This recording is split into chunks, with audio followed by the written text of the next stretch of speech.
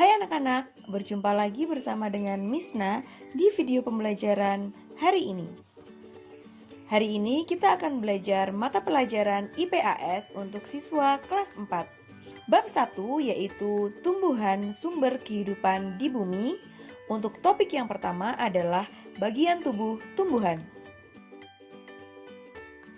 Apa saja bagian tubuh dari tumbuhan? Apa fungsi dari setiap bagian tubuh tumbuhan? Adakah yang tahu? Seperti manusia yang mempunyai tangan dan kaki, tumbuhan juga memiliki anggota tubuhnya. Setiap anggota tubuh memiliki fungsinya masing-masing yang bertujuan untuk memenuhi kebutuhan tumbuhan untuk bertahan hidup. Bagian tubuh tumbuhan dan fungsinya. Yang pertama yaitu daun. Daun pada tumbuhan merupakan tempat tumbuhan membuat makanan. Makanan ini dibutuhkan agar tanaman bisa tumbuh. Kemudian ada bunga. Bunga merupakan tempat perkembangbiakan tumbuhan. Bunga yang sudah berkembang biak akan menjadi biji. Biji inilah yang nanti bisa ditanam kembali. Yang selanjutnya adalah buah. Buah merupakan tempat menyimpan cadangan makanan dan melindungi biji di dalamnya. Yang selanjutnya adalah batang. Batang berfungsi menghantarkan air, nutrisi, dan makanan ke seluruh bagian tumbuhan. Yang terakhir adalah akar. Akar berfungsi menyerap air dan nutrisi dari dalam tanah. Akar juga berfungsi untuk menopang tumbuhan. Coba kalian kerjakan kuis berikut ini. 1. Apa saja bagian tubuh tumbuhan? 2. Bagian mana dari tumbuhan yang berperan untuk bertahan hidup dan melindungi diri? Kalian bisa mengerjakan soal kuis ini di kolom Ayo Diskusi pada Schoology. Ayo mengenal akar lebih jauh. Akar adalah bagian yang penting bagi tumbuhan. Jika akar dipotong, maka tumbuhan tidak bisa mengambil nutrisi dari dalam tanah dan akan mati. Terdapat 2 jenis akar pada tumbuhan, yaitu akar serabut dan akar tunggang. Perhatikan gambar akar tunggang dan akar serabut berikut ini. Bisakah kalian melihat perbedaan dari akar tunggang dan akar serabut tersebut? Akar tunggang memiliki akar utama dari pangkal batang. Pada akar utama tumbuh akar cabang yang ukurannya lebih kecil. Contoh akar tunggang adalah pada pohon mangga, jeruk, jambu, dan cabai.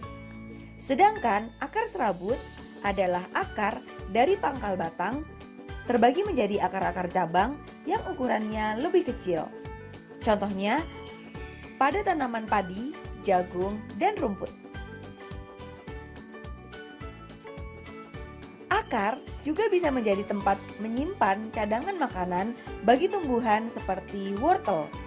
Tanaman wortel memiliki jenis akar tunggang. Tanaman ini menyimpan cadangan makanannya di dalam akar. Jadi, jika kalian memakan wortel, sebenarnya kalian memakan akar loh. Lalu, bagaimana jika cadangan makanan disimpan di akar serabut? Jadinya akan seperti tanaman singkong. Setiap akar cabang pada akar serabut akan tumbuh besar menjadi singkong. Cadangan makanan yang tersimpan dan membesar itu bisa kita sebut sebagai umbi. Wortel dan singkong adalah contoh dari umbi akar. Kentang dan ubi jalar adalah contoh dari umbi batang. Ayo mengenal batang lebih lagi. Batang dapat dikelompokkan menjadi 3 jenis. Yang pertama adalah batang kayu.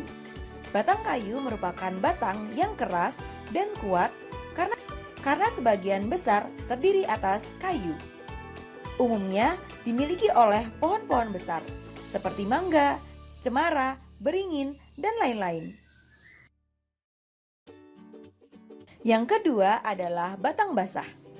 Batang basah merupakan batang yang lunak dan berair. misalnya pada bayam, kangkung, dan lain-lain. Yang ketiga adalah batang rumput. Batang rumput merupakan batang yang tidak keras. Batang rumput mempunyai ruas-ruas nyata dan seringkali berongga. Misalnya pada padi, sereh, dan rumput-rumput pada umumnya.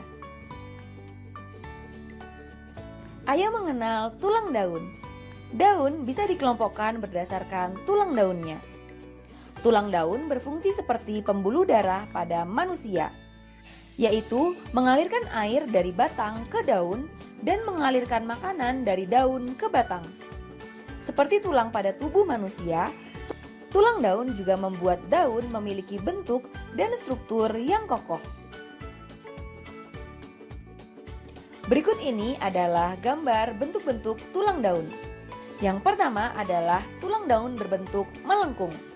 Yang kedua adalah tulang daun berbentuk menjari. Yang ketiga adalah tulang daun berbentuk sejajar. Dan yang keempat adalah tulang daun yang berbentuk menyirip. Demikianlah materi mengenai mata pelajaran IPAS hari ini. Sampai bertemu di materi berikutnya.